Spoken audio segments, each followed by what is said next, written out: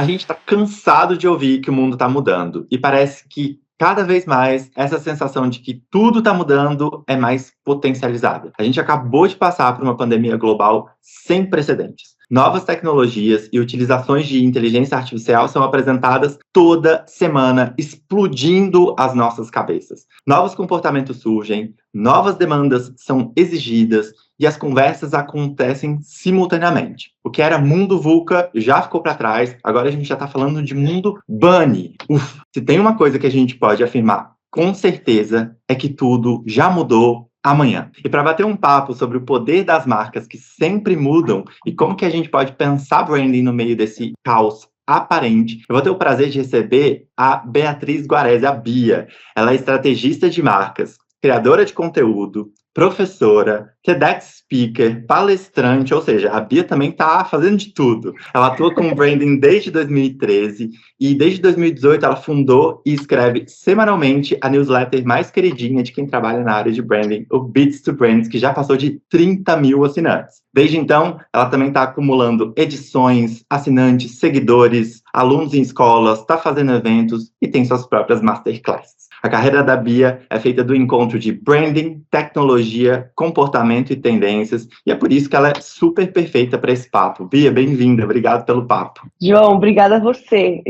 Se tem um tema que me interessa muito, que está muito quente na minha cabeça, é exatamente esse. Então, fiquei super feliz com o convite para a gente trocar essa ideia. Bia, eu queria começar com uma pergunta de $1 milhão, que tem muito a ver com essa mudança inevitável, com esse monte de coisa que está acontecendo. A gente tem visto, a gente tem percebido muito um movimento muito crescente de blending, né? Para explicar aqui para a galera, essa ideia de marcas que estão ficando muito iguais, né? O mesmo look and feel, a mesma vibe, os mesmos discursos, as mesmas coisas. E eu queria entender um pouquinho como é que você faz a avaliação desse movimento agora e de o que está acontecendo antes da gente falar dessas mudanças todas. Perfeito. Eu escrevi um artigo sobre blending, né? Inclusive foi uma edição da Beats uns anos atrás, e na época deu até o que falar, assim, porque tava todo mundo extremamente hater do blending. Tipo, nossa, tá tudo perdendo personalidade, tá tudo ficando igual, tá tudo... E eu concordo, lógico, a gente que gosta de marca mesmo, a gente quer as coisas cada vez mais ricas visualmente, mais cheias de significado, mas tem uma coisa em relação ao blending que eu gosto e que eu acho que é um sinal também dos tempos, que é a simplificação como uma ferramenta para que aquilo possa se tornar várias coisas diferentes sem perder a consistência. Então, um exemplo que eu gosto muito, né, nessa fase assim, do blending foi quando a Heinz, a Heinz assumiu a moldura do seu rótulo como o seu principal asset visual. É isso, assim, eu vou diminuindo a quantidade de assets visuais que eu tenho para reforçar significado e aumentar a consistência. Então, ao invés de eu ter um grafismo dali, um não sei o que daqui, um quadrado, um retângulo, um círculo, não sei o que, não. Eu tenho aquele shape, que é o shape do meu rótulo. E aquele shape vira uma moldura, aquele shape vira um portal, vira uma plataforma, vira uma ferramenta de destaque. Então, eu gosto de olhar para o blending sempre com essa coisa, tá, mas será que aqui eles estão só tentando realmente ficar simples e minimalistas? Ou será que tem uma camada aqui eu brinco de interessância a mais, assim, né? Será que a simplificação não permite que uma forma muito simples, um logo muito simples, ganhe vida de outras formas, ou seja, colocado em diferentes contextos, sem ter desafios de execução e desafios de consistência? Mas a gente tem visto também marcas que se arrependeram deste movimento e que estão voltando atrás. Então, eu acho que no fim do dia é sobre construção de significado. Se você está simplificando e aquilo permite reforçar o seu significado, de novo, né? Porque você tem um elemento muito simples, uma aplicação com menos ruído, etc., e o reforço daquilo, ótimo. Agora, se você simplifica, mas percebe que perde significado no processo, aí a tendência que foi aconteceu, se eu não me engano, com a Burberry, que tinha aquela coisa super do cavalo, super clássica, super cursiva, ficou super flat, e aí agora tá voltando pro clássico. E aí a gente vê também outras tendências, né? Tipo, cara, a Gen Z é muito mais poluição visual do que minimalismo, muito mais caos, né? Elementos, etc. Então, como você chega com uma marca super minimalista para esse público? A gente tem a nostalgia, por outro lado. Então, as pessoas olhando, né? Então, a Burberry, por exemplo, quando ela resgata o seu logo, ela não diz não, gente, estamos aqui, cometemos um erro. Não, estamos resgatando o que é clássico. Então, enfim, eu acho que é tudo, no fim do dia, é tudo sobre significado. Se você simplifica para potencializar o seu significado, ótimo. Se você simplifica e deixa significado para trás, aí ou você está, na minha visão, cometendo um erro de estratégia, ou você tem aí a oportunidade de daqui a pouco voltar atrás e ainda contar uma linda história sobre nostalgia. Não, eu acho isso muito interessante, esse assunto também me interessa pra caramba, porque eu gosto da sua visão, acho que uma visão, na hora que você falou, eu gosto do Blender, eu falei, polêmica, ótimo, vamos conversar. Você pensou, ela está louca. Né? Mas eu acho que o ponto mais legal é que você trouxe um aspecto sobre a marca em si, e eu acho que isso faz muito sentido, o ponto que você traz, no sentido de o que de fato gera valor dentro de um aspecto de criatividade, daquele universo semântico daquela marca como um todo, né? Você trouxe aí alguns exemplos que são bem interessantes. A gente acabou de ver recentemente um aspecto de blending que, para mim, todo mundo questionou, enfim, foi super polêmico, foi o rebranding da Johnson & Johnson. E aí a galera começou também a pensar, tá bom, vamos fazer o que fizeram com a Johnson & Johnson, com a Coca-Cola? Será que é possível a gente catar a marca da Coca-Cola e, tipo, colocar uma tipografia sem serifa, meio basicona, meio sem graça? Tipografia da Disney, por exemplo, que é super icônica, que carrega significado super importante. E aí eu acho que tem um aspecto que para mim é muito significativo, que conversa muito com essa história toda de mudança, que é quais são os seus assets visuais, quais são os seus ativos, Perfeito. Tanto visuais quanto de texto, de voz, quais são os seus ativos. Eu sinto que hoje eu tenho brincado muito, pensando em termos de branding, talvez a gente esteja num momento de adolescência de branding, que é esse momento em que quando a gente é adolescente, a gente já sabe algumas coisas da nossa vida, mas a gente ao mesmo tempo quer pertencer, mas eu quero ser minha própria pessoa. Então, eu tenho uma personalidade que é meio dividida, assim. Eu quero me colocar no mundo como XYZ, mas eu também quero fazer parte dos meus amigos. Eu não quero também ficar totalmente longe, né? E eu sinto, olhando pro movimento de mercado, eu sinto que acontece um pouco disso, assim, a falta de entendimento de si mesmo e quais são os seus ativos mais importantes, faz com que, às vezes, as marcas entrem numa onda que é, tipo, pô, eu vou entrar nesse aspecto de simplificação. Tem toda uma questão técnica também que eu acho bem interessante, do tipo, pô, a gente começou a ter telas, e aí a marca precisava funcionar agora, tipo, num celular. Exato. Mas eu também acho que tem um aspecto de como que a gente pensa as nossas plataformas,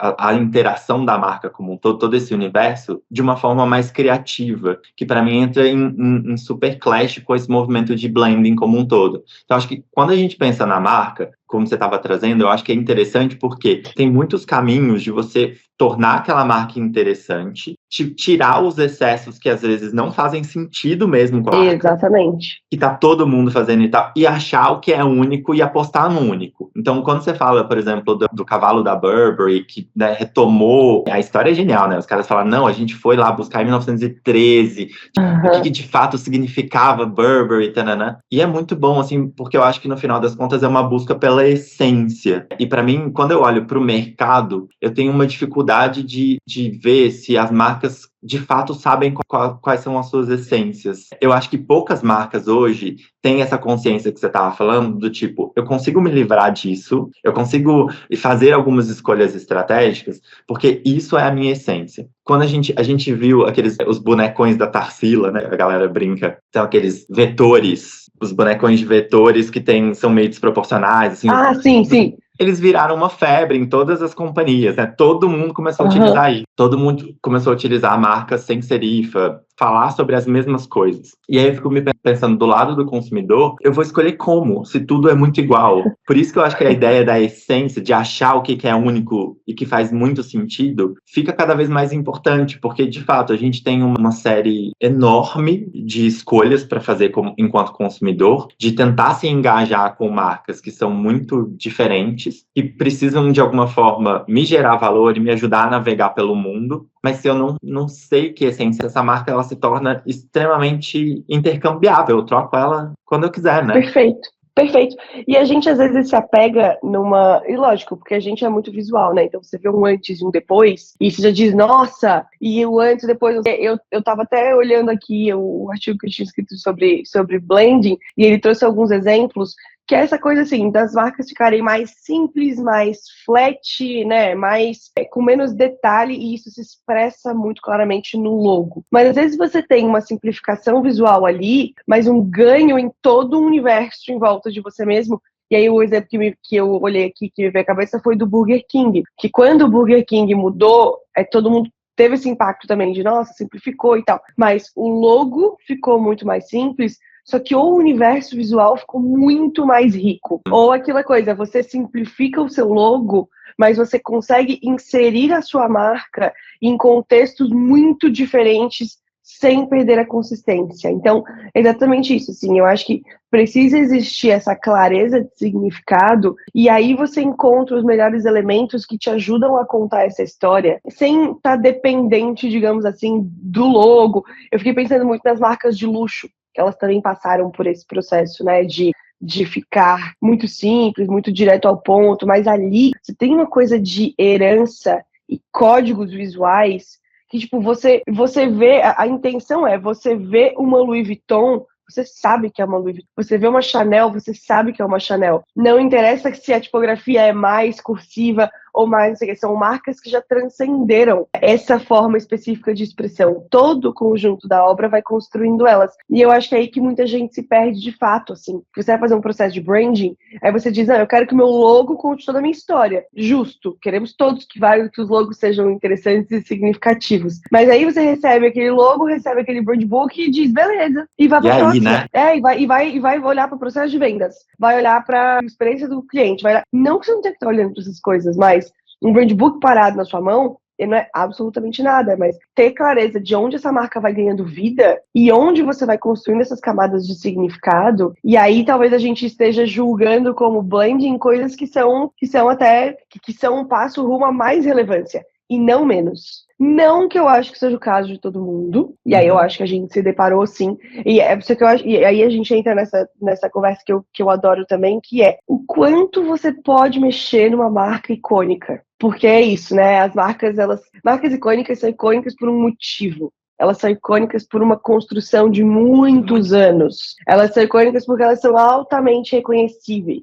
Por mais que você queira modernizar, por mais que você queira atualizar, que eu acho que é super importante, se você não, minha visão, se você não tá derrubando o prédio para construir uma coisa totalmente nova, agora essa marca não vende mais sabonete, agora essa marca vende hambúrguer. Cara, eu acho que tem que ser mais sutil. Eu acho que tem que preservar um pouco mais de significado. Eu não vejo por que uma Johnson & Johnson, por exemplo, não poderia ser uma marca que reforça um lado de inteligência, de parceria com os médicos, de inovação tecnológica, mas ser uma marca minimamente cursiva, ou ser uma marca que minimamente traz a herança dos 150 anos que a trouxe até aqui. Então, tem que tomar um pouco de cuidado também na hora de construir e desconstruir esses códigos de significado, sem dúvida. Eu acho que o ponto mais importante que você trouxe para mim, Bia, tem muito a ver com a ideia da nossa fixação, no geral, sobre o logo, né? Sobre aquele símbolo específico.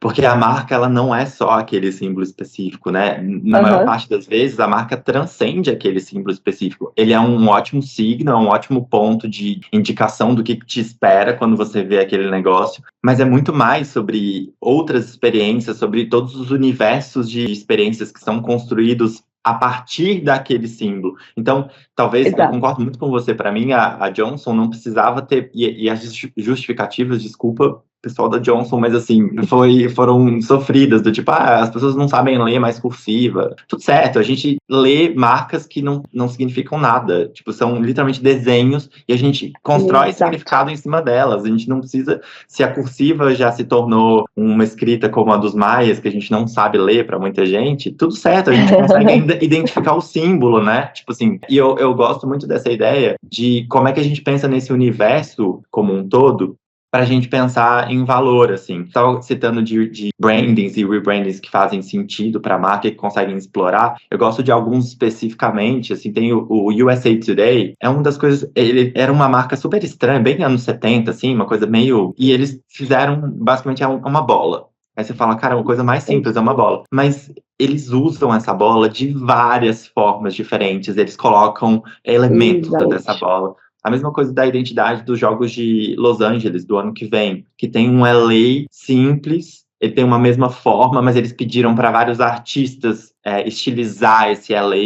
Ele tem uma coisa que é circunscrita, então tem uma forma simples, mas dentro dela é possibilidade, é portal, é um pouco do que você estava falando. E eu acho que dá para brincar nessa personalidade, no que te faz único, sem necessariamente perder a sua essência e os principais pontos. E eu acho que esse é um ponto muito interessante, porque a gente está falando muito de reconhecimento do que faz sentido para sua marca, para você navegar o mundo. E aí você estava falando de blending como ou estratégia ou consequência de uma falta de estratégia, né? Que eu acho que é muito significativo. E para mim, essa resposta, se é essa escolha assertiva e estratégica dos seus elementos, do que você está falando, de como que você vai pensar, ou a falta dessa escolha, né? Você está indo com todo mundo, para mim dizem muito desse movimento, desse mundo que está mudando pra caramba, né? Eu acho que a marca que não sabe entender quem é, vira um pouco a síndrome da mãe que fala, mas você não é todo mundo, a marca acaba sendo todo mundo, né? Então, se as pessoas vão pular da ponte, você pula. Tem muita marca que pula, né?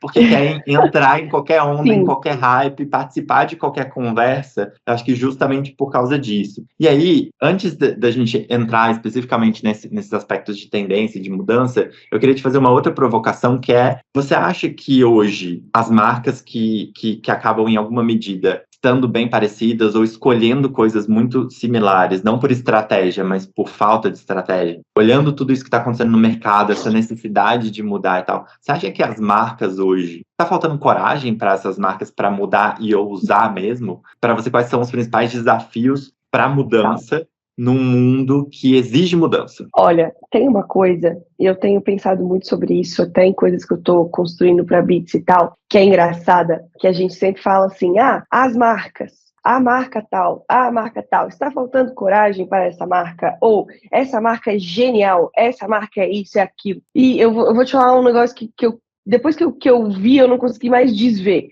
que é, uma marca, na real, ela não é nada, ela não faz nada. Quem faz são as pessoas que estão lá dentro. Uma série de pessoas, as pessoas do time interno, as pessoas da agência, da consultoria, da produção. Tipo, tem um pequeno exército de pessoas que fazem com que uma marca pareça corajosa ou não, né? Ou um exército de pessoas que tomam uma decisão que, cara, ou que é liderado por uma decisão que faz com que a marca pareça mais conservadora, etc. Então, quando você pergunta se está faltando coragem para as marcas, o que me vem à cabeça, eu me coloco muito no lugar da pessoa que está lá dentro, tentando fazer uma marca fazer algo muito inovador e muito diferente. O que será que essa pessoa enfrenta? Cara, certamente ela enfrenta dificuldades de budget. Certamente, hoje em dia, 2023, o que a gente viu de pandemia, de layoff, deve estar super difícil conseguir budget para a construção de marca. Aí você vai propor uma parada, não, eu quero esse dinheiro para fazer um negócio que a gente nunca fez antes. Quem é que vai assinar esse cheque para você? Então, dificuldade de budget. Segundo, uma necessidade de otimização de recurso para curto prazo, né, para performance, que a maioria das empresas está vivendo. É difícil você ter uma empresa que vai 100% fazer uma campanha daquelas que a gente gosta de fazer, que é o significado puro e simples. Não, eu topo fazer a campanha de significado, uma ação de significado, mas tem que colocar produto, tem que colocar CTA, tem que colocar não sei o quê, tem que descer até o fundo do funil. Então, esse tipo de otimização. E terceiro, mas não menos importante, no fim são pessoas, né? Então, no fim, assim, você tem uma ideia genial de uma coisa que ninguém nunca fez, ou você tem uma ideia que você acha que é muito brilhante, mas pode correr o risco de pegar mal na internet, pode correr o risco das pessoas cancelarem, pode não sei o quê. Cara, essa ideia às vezes surge no planejamento da agência, alguém dá essa ideia, o superior dele tem que assinar e dizer vamos, para levar essa ideia para o cliente. Quando chega no cliente, às vezes é apresentado para o time, aí o time diz, puta, vamos, mas só se a minha diretoria topar. Se a diretora topa, às vezes o CEO tem que topar um negócio desse. E aí a gente está falando de quem vai dar essa caneta final. E, entendeu? Então, por isso que eu falo, às vezes a gente pensa, tá faltando coragem para as marcas? Talvez esteja faltando coragem para as pessoas.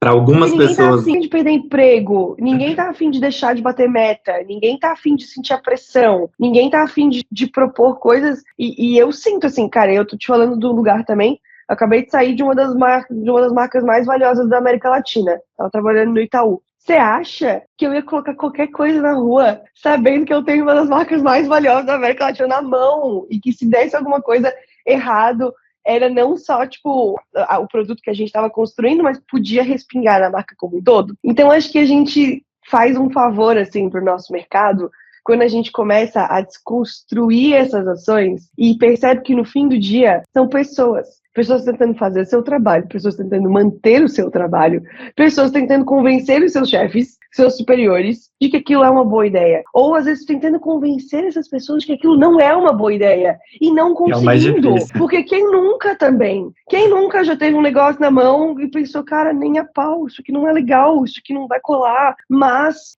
é porque o fulano quer, o ciclano gosta, o não sei quem da agência propôs. Então, assim, no fim, estamos falando de pessoas e de toda a sua complexidade. Por isso que eu acho que a gente encontra mais dificuldade em ter marcas que correm riscos. Talvez marcas que correm mais riscos sejam as marcas que tenham mais confiança no seu processo criativo, porque já passaram por isso outras vezes e sabem que faz parte, ou as marcas que têm essas agências mais arrojadas, que têm um trabalho bom de argumentação, de vamos fazer esse negócio diferente aqui, ou marcas que estão refrescando suas lideranças, como a gente vê, por exemplo, muitos nas startups, né? Por que os startups botaram muita marca centenária para correr? Porque chegaram querendo fazer totalmente diferente. Então precisa desses momentos, eles só não são tão comuns quanto a gente gostaria.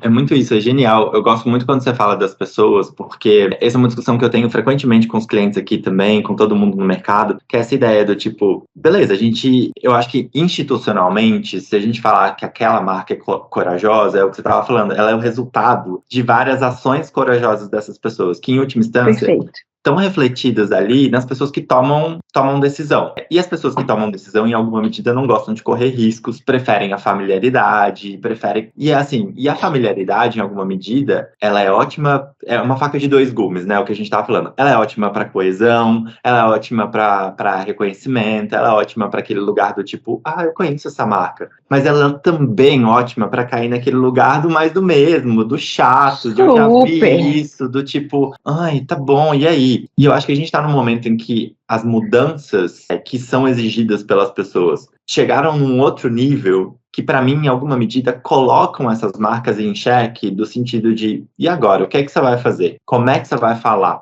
Qual que é a sua ação? Qual que é o seu papel? Eu não quero mais só ouvir, uma campanha bonitinha. Eu quero, ver outras coisas agora. Eu quero ver uma outra face que eu não tinha visto. Eu vou exigir, eu vou colocar você lá, eu vou te cancelar, eu vou te colocar. Eu acho que, eu estava brincando esses dias com um amigo, que as pessoas hoje, os consumidores, são tipo a blogueirinha, sabe? Elas vão fazer perguntas incômodas, elas vão colocar as marcas num lugar de eu preciso resolver isso, eu preciso falar alguma coisa. E eu acho que, de novo, passa um pouco por entender a sua essência e passa por entender também esse lugar do como é que eu posso gerar um impacto positivo para o mundo e para o negócio também, claro. Porque eu entendo esse lugar do as pessoas serem muito resistentes à mudança ou à ousadia, ou, a comprar uma ideia mais fora da caixinha, pelo risco. E o risco vai existir, sim ou sim. Mas eu acho que a gente tem visto de marcas que fazem isso bem, que que o risco vale a pena em alguma medida, né? O risco, ele consegue gerar esse lugar de diferenciação mesmo que nenhuma outra marca consegue. Porque se a gente parar para pensar, a maioria das marcas estão playing it safe, elas estão seguras ali, elas estão fazendo mais do mesmo. As marcas que conseguem bancar e ousar em alguma medida, conseguem fazer isso melhor. O que eu gosto muito de pensar nessa ousadia, nessa coragem que a gente estava comentando, não como algo que destrói portas, porque eu acho que na cabeça de algumas marcas é um pouco isso. Eu tô aqui sendo bem tranquilinho, bem vegano, e de repente, eu vou destruir tudo. E eu acho que é um processo. E se você começar a pensar como um processo de como é que eu posso ser mais corajoso ou ousar mais em doses homeopáticas para você conseguir chegar nesse lugar, de uma ousadia que todo mundo vai chegar e falar, isso é muito interessante. Porque eu acho que o risco de você não ousar é o risco de perder relevância em alguma medida também, né? Super. Porque é aquela coisa, as marcas vão todo mundo tá fazendo a mesma coisa, todo mundo tá escolhendo as mesmas coisas. A gente tem outros papos aqui no Branding na Real que a gente estava discutindo, inclusive sobre employer branding, que é um ponto que é muito interessante que você trouxe. A marca, ela é a consequência das ações dessas pessoas. E as pessoas estão, em alguma medida, será que o que a marca tá vendendo também é chega ali dentro, né? Então, será que as pessoas estão entendendo isso? Pô, eu vou trabalhar na marca X porque ela é uma marca muito incrível. Aí chega lá, é uma marca super dura, burocrática, que você não consegue fazer nada. A cultura de employer branding, ela também está muito conectada com a marca empregadora, né? Então, eu gosto muito de pensar em como é que a gente pode se tornar uma marca resiliente. De novo, tem a ver também com saber o seu core, porque eu acho que quando você sabe quem você é mais fácil de ousar. Uma das minhas marcas favoritas, recentemente, é uma marca que fez muito isso. Ela chama Liquid Death, é uma marca de água em latinha nos Estados Unidos. Gente, ela é genial, se você não conhece, procura aí, que é muito maneiro. Mas é uma marca de latinha e você olha pra ela, você fala, caramba, parece cerveja, uma coisa muito rock and roll, assim. Todo posicionamento, né? Enquanto todo mundo no mercado de água fala sobre vida, sobre refrescância, sobre... A água é isso, a água é vida, é uma coisa meio, vamos abraçar a terra e tipo, água e tal. Ela vem falando de morte no nome, inclusive. Aí você fala assim, mas que proposta de valor é essa? O que é isso? O que eles estão entregando? E é uma marca que vem com um manifesto de, morte ao plástico. A gente recicla muito mais alumínio do que plástico. Então, vamos ter uma água em latinha. E aí eles têm um posicionamento bem rock and roll. Tem uma entrevista do CEO que é muito interessante, tipo, que ele fala assim, cara, a gente quer criar o que é cool. E aí a marca começou a ganhar penetração no mercado americano, e as mães, num primeiro momento, tiveram um choque do tipo, ai meu Deus, o que é isso e tal, meu filho tomando um negócio bem rock and roll,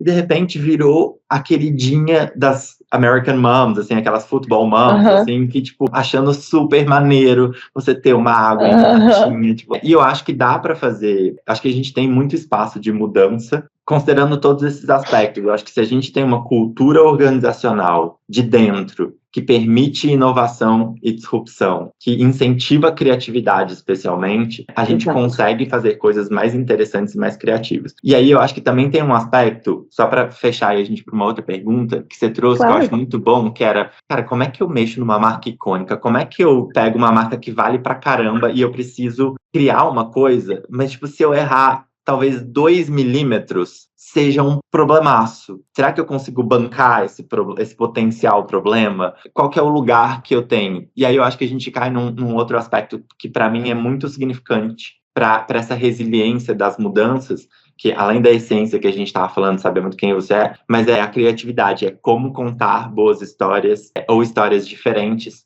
sendo você mesmo ainda, né? Porque você pode contar boas histórias, você pode contar histórias diferentes, você pode mudar um pouco do que está sendo dito ou que está sendo feito no mercado, sem necessariamente, tipo, perder a sua essência, que eu acho que esse talvez seja o principal ponto de dor, né? As marcas veem muita coisa acontecendo, muita mudança, e eu acho que tem uma diferença entre fazer parte da conversa, conversar e ditar essa conversa. E talvez seja essa diferença que mude um pouco esse lugar, do tipo, eu consigo ditar a conversa ao criar alguma coisa diferente, mas mantendo fiel à minha essência, e aí eu tô diminuindo o meu risco. Mas eu posso só fazer parte da conversa, mas essa conversa tem muita gente, é uma conversa lotada, e que tem, né, tem muito ruído nessa conversa, então para eu me sobressair também é mais complexo. Não, cara, é que você tá falando, e eu tô tipo assim, a minha cabeça tá explodindo um pouco, porque eu tô estudando isso nesse exato momento. Eu vou te dar um breve contexto. Eu tenho uma palestra agora no RD Summit e também pensando assim, eu nessa cabeça que vai justamente da velocidade com que as coisas acontecem. A gente precisa manter a essência, porque não dá para você simplesmente agitar uma marca icônica como quem joga uma moeda para cima, ela vai para cá, ela vai para lá. Eu tô muito nessa pilha de, cara, como que a gente constrói marcas na economia da atenção? Como que a gente consegue se adaptar, como que a gente consegue se manter relevante num cenário que as coisas mudam tanto o tempo inteiro? E aí, isso que você acabou de falar, eu tô resumindo na minha cabeça, e aí vou em breve apresentar isso para as pessoas, tô dando um mega spoiler aqui, mas acho que estamos em casa, tá tudo bem. Para você ter uma marca que sobrevive ao tempo, você precisa ter uma marca que sabe equilibrar o consistente e o surpreendente. Que é exatamente isso que você falou. Se eu sou somente consistente, eu sou muito confortável, muito familiar, eu sou muito aqui, eu mesma, na mesma marca, etc. Você é o quê? Ultrapassado. O bonde passa e você nem vê, porque você tá ali fazendo sempre a mesma coisa. Você não joga fora daquelas 4 linhas. É um pouco daquele meme da Rita Lee, né? Ai, que legal, que galera, chata, chata, né? Pacas. E aí a gente aí de novo, mas num cenário de economia da atenção, Cara, as pessoas não têm, a gente tem menos atenção do que um peixinho dourado, bicho. Você acha que se eu já vi aquilo uma vez, já vi aquilo 2 vezes, já vi aquilo 3 vezes, a 4ª vez eu vou parar pra olhar para aquilo? Não vou. Então, assim, thank you next. Se você é só consistente. Mas, se você, por outro lado, eu tenho o surpreendente, que daí eu tenho a modernidade, a adaptação, o encantamento, a criatividade. Só que, se eu sou só surpreendente, e aí a gente sabe que existe isso, não posso ver um hype que eu quero surfar. Eu não posso ver um influenciador que eu tô ali gastando dinheiro nele. Eu não posso ver um meme que eu tô fazendo aquele meme. E tem marcas que são assim, elas não podem ver a novidade, que elas estão ali surfando a novidade.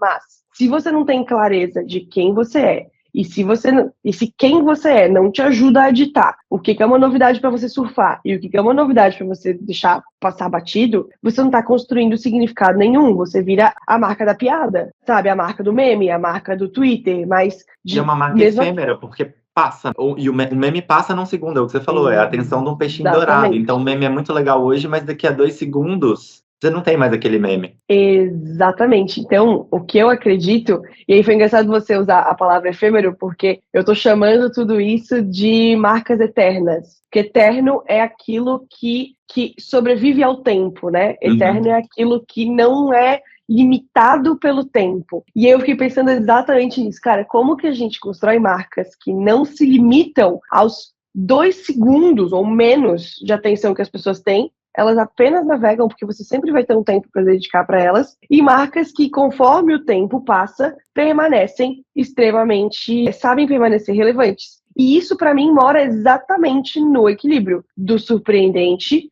e do consistente, porque eu preciso ter valor e significado claros e reforçados, mas eu preciso ser capaz de me atualizar o contexto, me atualizar as pessoas. E aí o que eu percebo, fazendo esse estudo e pensando nos exemplos que eu vou trazer, e vocês são todos meus convidados, porque a gente vai falar sobre isso no RD aqui em São Paulo, o que eu percebi? Eu percebi que essas marcas, não é que elas não surfem tendência nenhuma.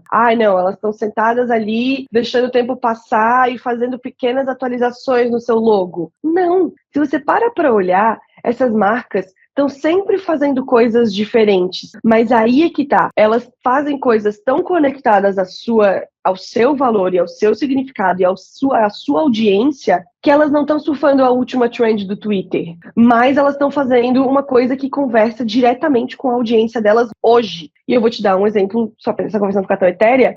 Eu tô olhando essa semana pro case da Lego, e eu não sei se vocês acompanharam, que a Lego tem acompanhado, não é de hoje, esse movimento de que o fandom da Lego mesmo é adulto, né? Existem, óbvio, a Lego ainda é o presente que você dá pra criança, etc. É muito parte da infância, de uma infância dos anos 90 e de uma infância de hoje. Tem o filme que as crianças vão no cinema assistir, etc. Então, Lego é uma marca muito presente no universo infantil, mas ela é uma marca muito forte para adultos. E aí tem os Legos para adultos, esses Legos mais complexos. Aí o que começa a acontecer? Eu tenho Lego que vira decoração para sua casa, eu tenho produtos que eu desenvolvo com esse consumidor em mente. E aí, qual foi o insight recente deles? De que montar Lego para o adulto é uma atividade extremamente relaxante. Você não está fazendo aquilo como quando você fazia quando era criança, pelo desafio, pela criatividade. Você está fazendo aquilo pela paz de espírito. É uma outra vibe. O que a Lego fez? A Lego criou playlists e tá agora fazendo parcerias. A última que eu vi é aquela Lo-Fi Girl, que é um dos maiores canais de música Lo-Fi, que é aquela música ambiente de concentração, assim. Então, a Lego tá fazendo parcerias para criar playlists Lo-Fi, trilhas sonoras Lo-Fi, ou seja, de relaxamento, para adultos, para que você ouça enquanto você monta Lego, porque montar Lego... Então, assim, repara que aqui eu não tô falando da Taylor Swift, do jogador do Super Bowl, de ChatGPT, de metaverso, de realidade aumentada, de Larissa Manoela.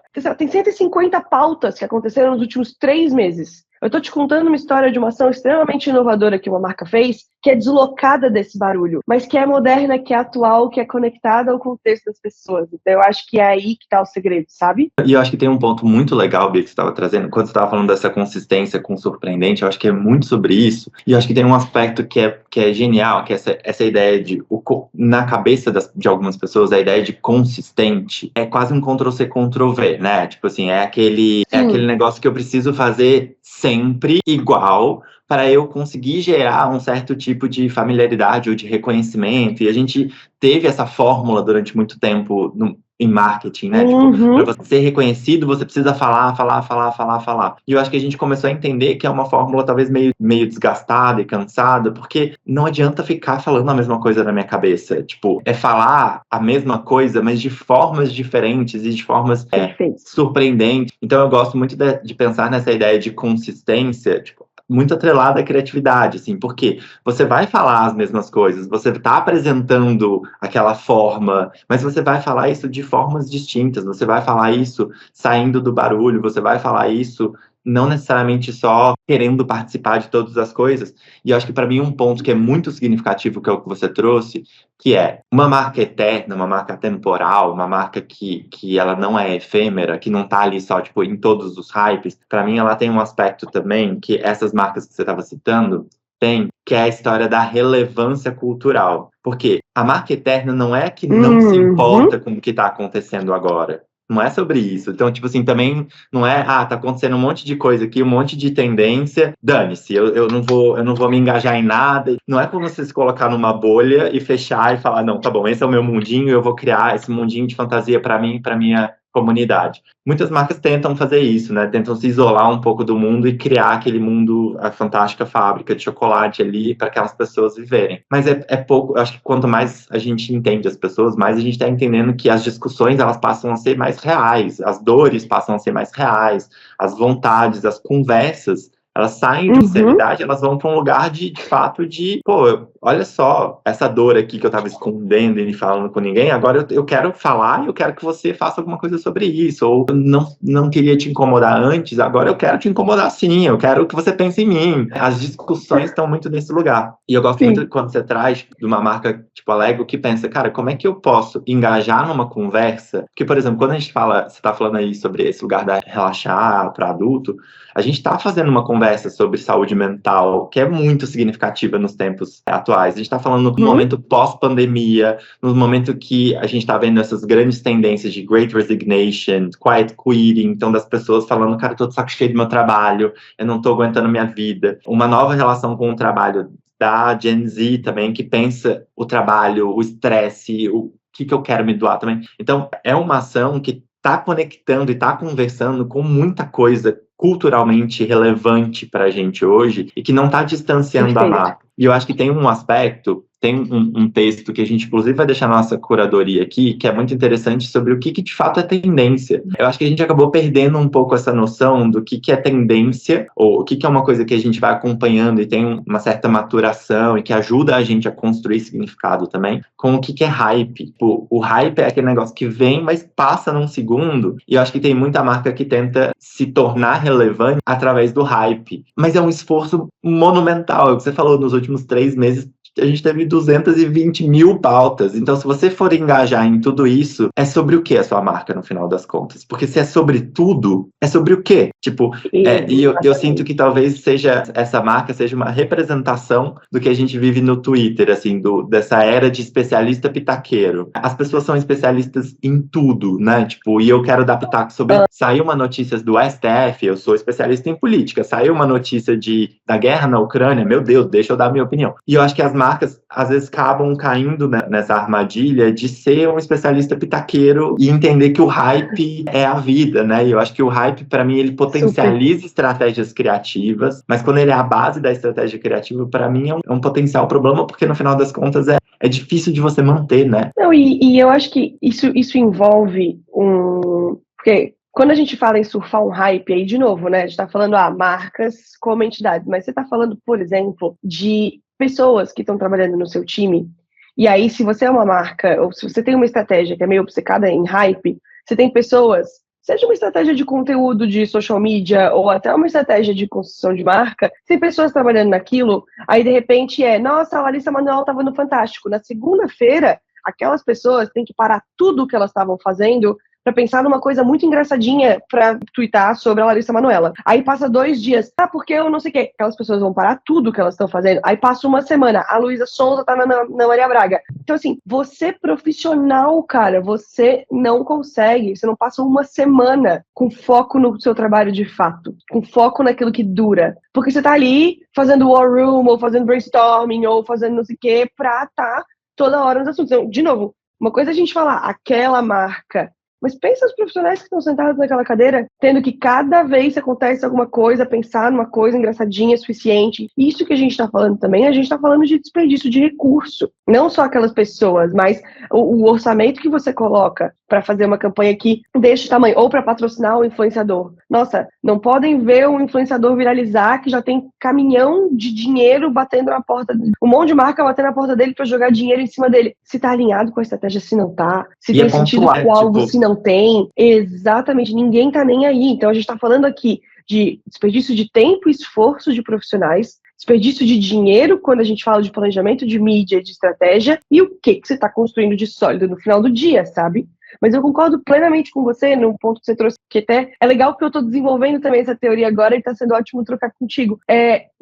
Você não quer que a marca fique numa bolha. Ah, não, eu faço o meu enquanto o mundo está acontecendo. Cara, eu acho que assim, o Blockbuster tá aí como bode expiatório dessa história, sabe? A marca que ficou fazendo o seu próprio rolê enquanto o mundo acontecia e quando viu, de fato, o mundo aconteceu em volta dela. Não queremos também construir esse tipo de marca, mas é menos, eu sinto que é menos sobre você se isolar, não, você tem que participar, mas é onde eu participo, como que eu sei, e como que eu tenho a tranquilidade também, a paz de espírito, e aí volta para nós profissionais, seres humanos, como que eu tenho a paz de espírito de que tem 150 coisas acontecendo o tempo inteiro, mas tá tudo bem, porque eu tô olhando para as 3 coisas que importam para minha marca. As outras 147, o que tem a ver? Sabe? Queria que todo mundo pudesse ter também essa tranquilidade. Cara, e aí, pra mim, de novo, é o equilíbrio consistente e surpreendente. Se eu sei quem eu sou, que eu quero reforçar, e se eu entendo o que está conectado à minha audiência dentro do contexto atual, aí eu sou, como você falou, culturalmente relevante. Aí eu estou construindo algo que é moderno, que é contemporâneo, mas é conectado e está construindo um valor para o todo. Senão eu estou realmente só tendo crise de ansiedade, sabe? Senão a gente vira aquele cachorrinho do Up, sabe? Tipo, esquilo, tipo, coisa, tipo, ai meu Deus. E eu gostei muito desse lugar que você estava falando, da interrupção do planejamento, né? Do que é importante, porque eu sinto muito que as marcas estão pelo hype, por não entender também o que é uma tendência que faz sentido com o seu negócio. Você tem um planejamento fragmentado, e um planejamento fragmentado é um ponto que é péssimo para a consistência que você está tentando buscar. Exatamente. Né? Tipo, vira uma bola de neve péssima, assim. Bia, o papo estava muito, muito bom. Eu tenho mais 2 perguntas. Uma pergunta para entrar, que eu acho que é um ponto que a gente falou, mas não falou tanto, que é sobre tecnologia. Nos nossos papos desse ano, a gente colocou um fator extra de pimenta nessa história, que a gente pediu para tecnologia, para o ChatGPT fazer uma pergunta para a gente, para esse papo. Então, a nossa última pergunta do papo vai ser uma pergunta do ChatGPT. Vamos ver se o ChatGPT cria perguntas interessantes para o debate também, tem essa, né? Mas eu queria entender um pouco sobre a tecnologia, assim, né? A gente está falando sobre mudanças, sobre, né, no início, na introdução, eu estava falando sobre essa coisa de cada semana tem uma ferramenta nova, a gente também fica com crise de ansiedade enquanto profissional. Será que eu vou dar conta de aprender tudo isso? Meu Deus, quanta potencialidade que tem. Queria entender um pouquinho nesse mundo que tem, um pouco da sua visão de como é que a tecnologia para você está impactando nesse navegar das marcas pelo mundo, e fazendo um gancho ali nesse mundo de muita tecnologia, de dado, de algoritmos e tal, como é que a gente pode ser mais human-driven, como que a gente pode olhar mais para as pessoas, para o que é significado para elas. Perfeito. Tem uma coisa que eu gosto muito de pensar, que é assim, a gente vê o mundo mudando o tempo inteiro, a gente vê novidades surgindo a todo momento. Tipo, antes de eu sentar aqui com você, eu estava vendo um negócio que agora o ChatGPT, antes você fazia perguntas escritas para ele, né? Agora tem uma nova atualização que você pode anexar uma imagem. Então, tem gente, por exemplo, você tira uma foto de uma placa e bota ali no ChatGPT e pergunta, posso atravessar? Posso não sei o quê? Ele tá ganhando mais uma camada de compreensão de mundo, que agora não é só baseado em palavras, é baseado em imagens também. E aí ele age a partir daquelas imagens.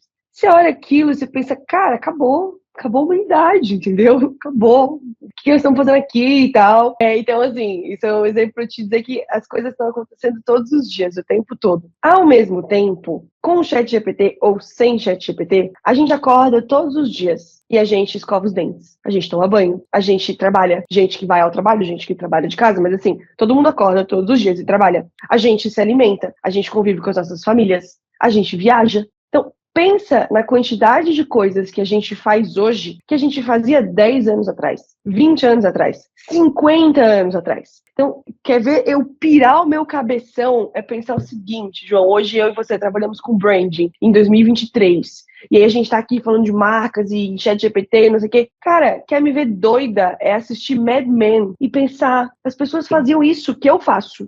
Isso que eu faço hoje, as pessoas faziam nos anos 50.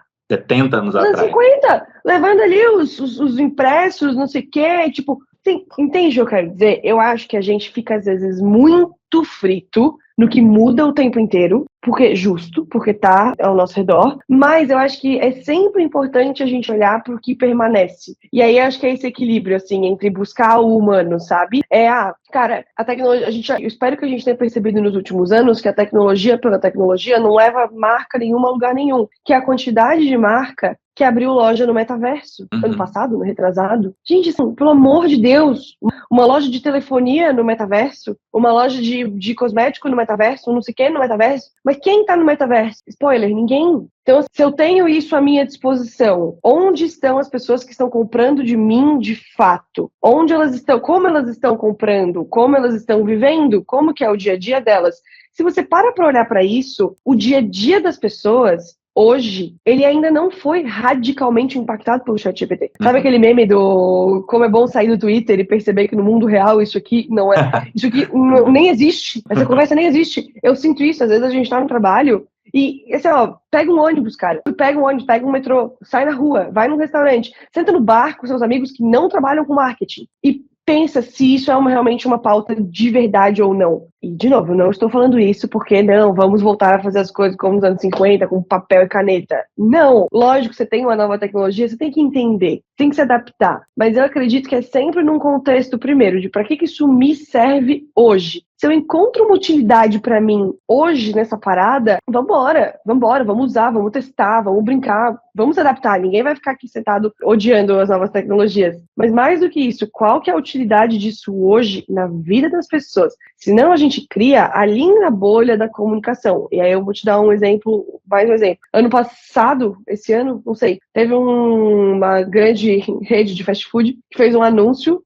out of home, um OH, um ponto de ônibus, eu acho, que ele tinha sido escrito pelo ChatGPT. Perguntaram pro ChatGPT, qual o melhor hambúrguer do mundo? Sei lá. O ChatGPT respondeu. Aí a marca concorrente perguntou pro ChatGPT qual que era o hambúrguer mais gostoso. Eu nem lembro mais. Mas era uma guerrinha de ChatGPT. E isso, sei lá, em ponto de ônibus pela cidade, ou bem OH, assim. Aí o que eles fazem, né? A gente faz OH. A gente bota ele na rua? Bota. Mas na real a gente tira uma foto dele e bota ele nas redes sociais. O que eu vi de gente, meu Deus, que genial isso aqui. Que brilhante isso aqui. Gênios. Não sei, só que dentro da nossa bolha da comunicação, marketing, brand, publicidade, né? Eu fiquei pensando comigo mesma, cara, quantas pessoas passam na rua, olham isso aqui e isso aqui diz qualquer coisa pra elas. Então, dá uma segurada também, sabe? Então, vamos lá. Vamos entender, vamos buscar entender, buscar utilizar, buscar testar, não tenho a menor dúvida. Mas no fim do dia qual que é a relevância disso para quem é o meu público? Qual que é a relevância disso para quem tá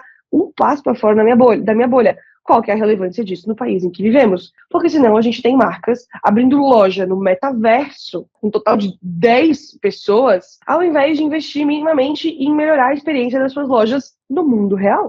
Não, e tem um ponto que é muito legal, esse negócio da campanha que você estava comentando. A primeira coisa que eu olhei e falei, interessante. Mas depois eu comecei a pensar, tipo assim, se eu fosse responder de fato, eu iria para um lugar do tipo, mas o ChatGPT não consegue comer um hambúrguer Botafé. Ele não sabe qual que é o Obrigada. gosto. Pergunta pra ele qual que é o gosto, então, do hambúrguer, porque ele vai... ele não sabe dizer. E aí, acho que isso me traz um ponto que você tava trazendo, que é, tipo, você tava falando, o que as pessoas fazem, tipo, que é muito louco, isso pira a sua cabeça. E a gente, no Clima, tem um negócio que a gente chama de FUC, que é o Fator Humano em Comum. Para todos os nossos projetos, a gente precisa achar qual que é o FUC, ou seja, o que junta essas pessoas, porque eu acho que mais do que só o que as pessoas fazem no dia a dia, é um pouco do que as pessoas sentem, né? Tipo, como é que a gente fala sobre amor, como é que a gente fala sobre saudade, como é que a gente fala sobre, sei lá, sobre todas as emoções, sobre fome, sobre salivar a boca. Gente, você pode ter o que quiser, mas não tem como uma inteligência artificial entender o que é salivar uma boca. Você tá com fome e tal.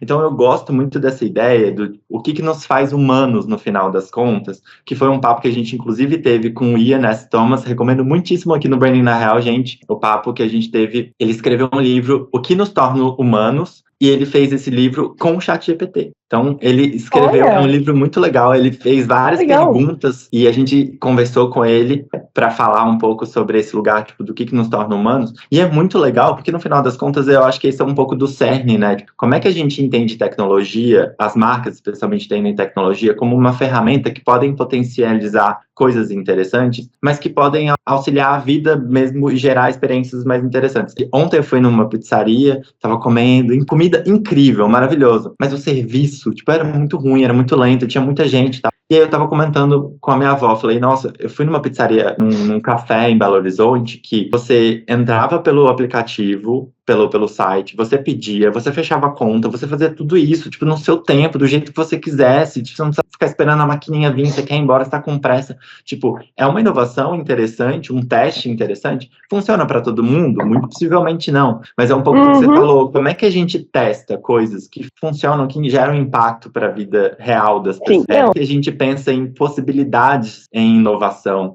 Como que... Eu gosto da ideia de testar, eu acho que é um momento para a gente testar, mas, pô, você vai gastar 2 milhões de reais para fazer um negócio no metaverso, porque é caro. E o seu uma coisa é você fazer uma experiência, uma coisa é você fazer uma experiência aberta. É, total. Para 10 pessoas. Não, eu ia dizer, você vai botar 2 milhões no metaverso e o seu call center há 15 anos é motivo de meme no Brasil inteiro, porque o atendimento é muito ruim. Exato. E eu acho que, de novo, tem muito a ver com esse lugar da tecnologia, das inovações que a gente pode ter e como que a gente pode melhorar a vida das pessoas. Mas vamos lá, então, para a nossa última pergunta. A gente estava falando dele, ele veio aqui se defender, ChatGPT. ChatGPT não come hambúrguer, mas ChatGPT faz pergunta. A gente pediu para o ChatGPT fazer uma pergunta para esse papo com a Bia sobre tendência, sobre mudança, e ele fez a seguinte pergunta. No mundo cada vez mais globalizado, como que as marcas podem adaptar suas estratégias de branding para atender a diferentes culturas e mercados? No mundo cada vez mais globalizado, como as marcas podem adaptar diferentes culturas para atender diferentes mercados? Eu gosto que o ChatGPT está preocupado com a globalização. Com a globalização. Cara, eu acho que quando a gente fala de diferentes culturas e diferentes mercados, para mim é muito simples. Esquece, e aí, desculpa, ChatGPT, esquece o Ctrl+C, Ctrl+V, esquece o Google Tradutor. Cara, se inserir na cultura local. Muito, assim, porque a pior coisa que tem é marca que pega coisa que funciona num lugar, traduz, coloca no outro e não funciona. Porque aquilo tem linguagens totalmente diferentes. Eu estava conversando com um amigo esses dias, ele trabalha numa empresa B2B, que é global, e eles estavam fazendo uns testes de anúncios no Brasil, e ele falou, Bia, eu parei para olhar peça por peça, e eu comecei a mexer no copy aqui e ali, para deixar ele mais no nosso tom, e para adaptar ele mais às dores do consumidor daqui. Cara, ele aumentou o resultado em sei lá quantos %, sabe? Eu acho que essa coisa do multicultural, você não vai perder de vista, de novo, que é consistente. A linguagem da sua marca, a personalidade da sua marca, a proposta de valor do seu produto. Acho que isso vale. Isso tem que valer para o mundo inteiro. Você não vai estar num lugar vendendo uma coisa de um jeito e em outro lugar vendendo de outro jeito. Mas a linguagem, a comunicação, acho que tem essas coisas que a gente fala, né, que são tão importantes hoje para se conectar com as pessoas, que é a identificação. Como que eu garanto que alguém daqui vai se identificar com a minha marca? Sei lá, se o McDonald's faz ter a campanha de Mac nos Estados Unidos. Talvez nos Estados Unidos eles não tenham tanto essa lógica, mas aqui foi uma coisa que funcionou super bem. Aqui eu escrevo o nome da minha marca do jeito que aquelas pessoas falam. Isso é ter uma estratégia verdadeiramente globalizada, né? Porque você busca pertencer a cada um dos lugares em que você se insere. A Heineken acabou de fazer uma propaganda também que brinca um pouco com o nome, né? Tipo, de como que as pessoas no mundo inteiro falam o nome, brincam, trazem até o piloto da Fórmula 1, Hakkinen, como um erro e tal. Mas eu gosto muito dessa ideia do global, né? Tipo assim, é você pensar global, porque você precisa de uma consistência, mas agir localmente e pensar não, tipo, numa fórmula que eu vou trazer isso tudo, mas como é que você garante que você está participando de uma conversa e que você não é um estrangeiro. Eu gosto, porque se aquela marca, ela tá dentro de uma comunidade, é muito estranho, é quase como se eu tivesse um gringo dentro do Brasil. Ele pode saber falar português, ele pode entender português, ele pode saber algumas coisas, mas no final das contas a gente não se conecta 100% porque ele não sabe o que é ser brasileiro, ele não sabe quais são as nossas referências da infância, ele não vai ter o mesmo humor, ele não vai ter a mesma coisa. E eu acho que é um trabalho extremamente complexo, assim, de você estar localmente engajado e presente na comunidade, e eu acho que para mim a grande complexidade está nesse lugar de consistência que você estava falando, porque no geral a ideia de consistência, tipo, global eu faço um one size fits all, né? Tipo, uma coisa para todo mundo e eu vou fazer as mesmas coisas, a mesma campanha, o mesmo jeito. E é um pouco desse lugar do tipo, que estranho, gera um sentimento alien na gente, né? Do tipo, não é bem isso, assim. Eu entendo o que você quer dizer, mas não tem uma brasilidade, não tem um tempero. E é louco pensar no contrário, tá? Quando tem, o quanto a gente valoriza, o quanto a gente adora. O que você estava falando, me veio na cabeça o exemplo do Duolingo, que o Duolingo é super bem sucedido nas redes sociais, porque a coruja faz e acontece.